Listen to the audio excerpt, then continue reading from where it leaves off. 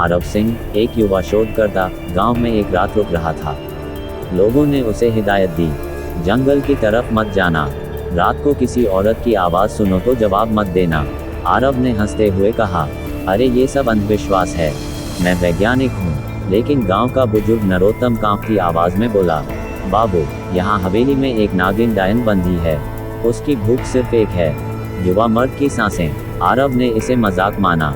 रात के करीब 11 बजे आरव अपने गेस्ट हाउस में अकेला था।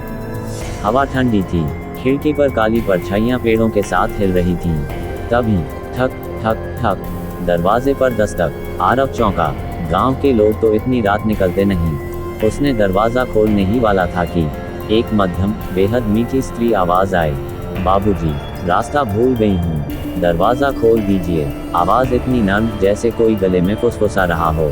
आरव ने पीपहोल से देखा, एक औरत, घूंघट में, पूरा चेहरा ढका हुआ, पांव जमीन को छू भी नहीं रहे थे। उसकी आंखें घूंघट के भीतर चमक रही थीं, असामान्य, बिल्कुल सांप जैसी। आरव की रीढ़ में ठंड उतर गई। उसे बुजुर्ग नरोत्तम की चेतावनी याद आई। आरव पीछे हट गया। महिला की आवाज बदल गई, नर्म से गंभीर, फिर थोड़ी भारी, फिर बिल्कुल सांप की फुफकार जैसी। दरवाजा खोलो। आरव ने दरवाजा पकड़ लिया। दूसरी तरफ से इतनी भयानक ताकत से धक्का पड़ा कि पूरा कमरा कांप गया। लकड़ी टूटने की आवाज। दरवाजा अंदर घुसने के करीब था। औरत अब गुर्रा रही थी, मुझे बाहर मत छोड़ो। उसकी आवाज किसी इंसान की नहीं थी, जैसे कई आवाजें एक साथ बोल रही हों। अचानक सब शांत हो गया। आरव कांपते हाथों से पीछे हट गया। अगली सुबह आरव गांव वालों से लड़कर हवेली देखने की जिद कर बैठा। गांव वाले तैयार नहीं थे, इसलिए बुजुर्ग नरोत्तम अकेले उसके साथ गया। हवेली जंगल में अकेली खड़ी थी। दीवारों पर बेलें लिपटी थीं, खिड़कियां टूटी थीं और दरवाजे पर पुराने सांप की तराशी हुई आकृति थी। नरोत्तम धीरे बोला, इस हवेली में एक जमींदार रहता था, राजा प्रताप सिंह। उसकी बीवी रुक्कला दुनिया की सबसे सुंदर नर्तकी थी। उसके नाचते ही लोग भूल जाते कि वो इंसान है या कोई देवी। पर एक रात रुक्कला को पता चला कि उसके पति ने उसे सिर्फ एक वजह से अपनाया था। वह नागिन कुल की बेटी थी। उसका खून शक्तिशाली था और लोग कहते हैं, नागिन के आंसू जो भी पी ले, वह कभी नहीं मरता। प्रताप सिंह उसे बांधकर उसके आंसू निकालता, रात रात भर उसे तड़पाता। रुक्कला की आत्मा टूट गई और वह बदल गई, न नागिन, न इंसान, न डायन, कुछ और। नरोत्तम की आवाज कांप गई। वह आज भी इस हवेली में फंसी है, हर अमावस्या को बाहर निकलती है, और आज ही अमावस्या है। आरव ने ये जानकर गहरी सांस ली, लेकिन वह पीछे नहीं हटना चाहता था। हवेली में पैर रखते ही हवा बदल गई। कमरा ठंडा नहीं, कब्र जितना ठंडा था। दीवारों पर लंबी दरारें थीं जिनमें काली लिपटी हुई धूल ऐसे हिल रही थी जैसे सांप रेंग रहा हो। अचानक फुस्स, आरव पलटा। एक काली परछाई दीवार पर दौड़ गई। ऊपर की मंजिल से भारी ठक ठक की आवाजें आने लगीं, जैसे कोई औरत अपनी लंबी नाखूनों से लकड़ी नोच रही हो। आरव आगे बढ़ा ही था कि पीछे दरवाजा खुद ब खुद बंद हो गया। धाम। नरोत्तम चिल्लाया, रुक जाओ, अंदर मत जाओ। लेकिन आरव अब उस हवेली का रहस्य जानना चाहता था। यह उसके करियर का सबसे बड़ा केस बन सकता था। हवेली के बीचों बीच एक लंबा बरामदा था और उसके अंत में वह लाल चुनरी में लिपटी एक औरत। घूंघट इतना नीचे कि चेहरा बिल्कुल काला दिख रहा था। उसका शरीर धीरे धीरे आगे झूल रहा था, जैसे हवा में लटकाया गया हो। उसके पैरों के पास जमीन पर कुछ पड़ा था, शायद चूड़ियां, बालों की चोटी और सांप की उतरी हुई केंचुल। आरव का दिल जोर से धड़का। नरोत्तम ने कांपती आवाज में कहा, मत देखो। उसकी आंखें किसी को छोड़ती नहीं, लेकिन तब तक देर हो चुकी थी। घूंघट वाली औरत ने अपना सिर झटके से उठाया। उसकी आंखें लाल नहीं, हरी नहीं, बल्कि दो चमकते हुए नाग के नेत्र। उसके गले से आवाज निकली, तू आया मेरी हवेली में। पूरी हवेली कांप उठी। वह औरत हवा में तैरते हुए आरव की तरफ बढ़ी। हर कदम पर उसकी चुन्नी जमीन पर सरकती, जैसे कोई सांप पेड़ों के बीच रेंगता है। आरव पलटा और पूरी ताकत से भागा। नरोत्तम उसके पीछे। सीढ़ियां हिल रही थीं, खिड़कियां खुद ब खुद बंद हो रही थीं। दीवारों से छायाएं बाहर निकलकर हवा में फुंकार रही थीं। पीछे से आवाज आई, रुक जा, तू ही है मेरी आखिरी कड़ी। जैसे किसी 6 आवाजों ने एक साथ बोला। भागते भागते आरव एक बड़े हाल में पहुंचा। केंद्र में पत्थर का एक गोल निशान था, जिस पर नाग और औरत की आकृति उकेरी हुई थी।